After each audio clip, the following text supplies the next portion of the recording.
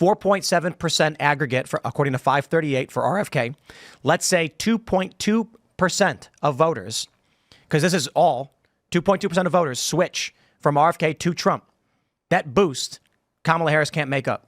Right. That two percentage points is a massive boost. She's going to be behind and struggling to keep up.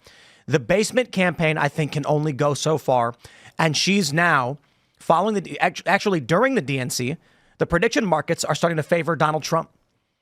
So he's starting to improve in a lot of areas, in the betting markets especially. And now with this RFK endorsement, they just stole the entire DNC. This was supposed to be Kamala Harris wrapping up Thursday night at the DNC with what Jonathan Chait calls the greatest acceptance speech I've ever seen. Oh, spare me, dude. But during the week of the DNC, the news is stolen by Nicole Shanahan saying, we're considering endorsing Trump. Everyone then turns their head from the DNC. Yep. The next day, sources leak. They're going to do it.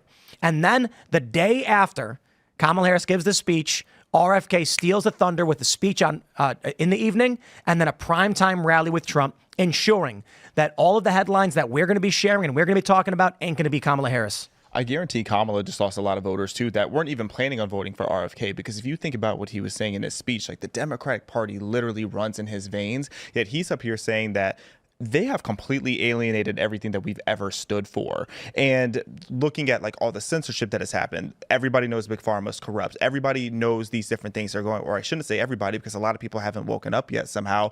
But a Kennedy being up there exposing all of that and saying that the Democrats have left him, that's profound. Like, I don't think people have really let that sit in, just how profound it is for a Kennedy to get up there and say that the Democratic Party is not what it used to be. Because many moderates, if you talk to them now, they identify as Kennedy Democrats still all these years later. And that side of the party is just completely annihilated. Well, that's exactly why the media came out all those 15 months ago when he first announced and tried to immediately kookify the guy. They tried to make it so that even though he makes incredibly cogent and compelling arguments, they wanted him to be persona non grata from Jump Street so that any of his very valid arguments would not be heard by those people, because they still look to the corporate media and they take their signals from them as to who is reputable, who should I listen to. And they knew that he would be a very damning character to be on the political landscape, and they were right, because even with them demonizing him for 15 months straight, he still left an indelible mark on this race. I think the only reason his polling starts dropping is not because anybody was like, he's a bad guy. It's because people started saying, it doesn't appear he has a path to victory. Exactly. RFK fought as hard as he could, and then he said, okay, Trump it is.